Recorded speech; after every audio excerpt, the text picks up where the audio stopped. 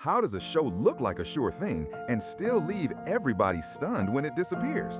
How does the biggest Western on TV turn into a behind-the-scenes story full of shocks, injuries, secrets, and one of the strangest endings in television history? This is Gunsmoke, and from the outside, everything looks bulletproof. Huge ratings. A 20-year run, 635 episodes, total legend status. But the real story? Way messier. It starts as radio in 1952, then it jumps to TV in 1955, and right away, it feels different. Bigger, tougher, the kind of show that doesn't just play westerns, it helps define them. Dodge City becomes famous, and for years, the whole thing looks unstoppable. Then the details start getting weird. Matt Dillon barely kisses anyone. In 635 episodes, James Arness's Marshall only shares one kiss. One. It happens in Matt's love story when Dillon loses his memory and briefly becomes Mike Yardner. That's the moment fans remember, because for a character this icy, this stoic, this controlled, a soft moment feels almost shocking. And then there's Miss Kitty. Amanda Blake doesn't just play a saloon owner. She brings her own animals to work. Not just dogs, not just horses, a pet lion named Chemo. That kind of move makes headlines. It also makes some people on set uncomfortable. But Blake is fully committed to her animal obsession, even breeding cheetahs in captivity. So yeah, Miss Kitty has a lot more going on than the script ever says out loud. And Chester? Chester becomes unforgettable because Dennis Weaver gives him that limp. Not because the show tells him to, he invents it. He wants Chester to stand apart from Matt Dillon. He wants the sidekick to look non-violent. It works instantly. The limp becomes the character. But later, Weaver admits the truth. It is hard.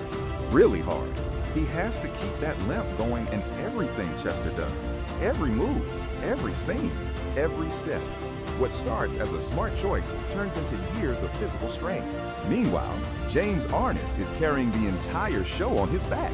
Every single episode. All 635. Nobody else matches that. Milburn Stone comes close, but a heart attack costs him 6 episodes. Arness keeps going anyway, even though he is dealing with war injuries that never leave him alone. In World War II, he gets drafted in 1943. He trains at Camp Wheeler in Georgia. Then he ships out to North Africa. He joins the 3rd Infantry Division right before Anzio. 10 days after the invasion, machine gunfire tears up his leg and foot. He loses part of his foot. He gets a medical discharge. Years later, those injuries still matter. They affect how he walks. They affect how he works. They even affect the schedule. Heavy walking scenes get shot early, before his legs and knees give out. And offset, he stays almost impossible to know. One of the most private men in Hollywood. Not the kind of star who lives loudly. Not the kind who gives you much access. Just the face of the show and a mystery behind it. But here is where the whole thing gets even wilder. Before Arness gets the role, 26 actors audition for Matt Dillon. 26. That includes William Conrad, who already voices Dillon on radio. It includes Raymond Burr. It includes Denver Pyle. It includes John Pickard. Burr does not get it because he is said to be too big. Pickard does not get it because producers say he does not have chemistry with Miss Kitty. So the face of one of TV's biggest legends is almost somebody else entirely. And that matters because Gunsmoke is not just a hit. It helps make westerns explode on television. Along with the life and legend of Wyatt Earp, it pushes the whole genre into the spotlight. By the end of the 50s, westerns are everywhere. 30 of them come and go during Gunsmoke's run. And Gunsmoke survives, the only one still standing. The show even gives the culture one of its most famous lines. Get the hell out of Dodge. It starts on the series tied directly to Dodge City, Kansas, where the story lives. The bad guys are told to get out. Then teenagers pick up the phrase and use it everywhere. Suddenly, the show is not just entertainment. It is language. It is attitude. It is part of everyday life. Even the opening credits become iconic. Matt Dillon stands off against another gunman. That scene comes from the first episode, but the producers love it so much they use it again and again. For years, that is the image. That is the warning. That is the brand.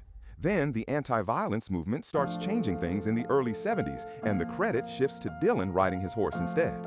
Even the opening starts to feel different. And then comes the part nobody is ready for. The cast does not get a big warning. They do not get a final wrap-up. They do not get a proper goodbye. They finish the 20th year expecting another season, maybe 2 or 3. Then they read the cancellation in trade publications. That is how they find out. Not in a meeting, not in a call, in print. James Arness later says they never do a final show. No closure, no clean ending. And that is the shock of realizing the network is done and nobody bothered to tell them. And that is the real twist here. Gunsmoke looks like the kind of show that would never end. Too big, too beloved, too iconic. But behind the scenes, it is full of pain, pressure, reinvention, and surprises nobody sees coming. In the end, that is what makes it legendary. Not just the episodes, not just the lines, not just the badge and the horse and the saloon. It is the fact that even a giant can vanish without warning. That is television. That is timing. And sometimes, that is the hardest ending of all.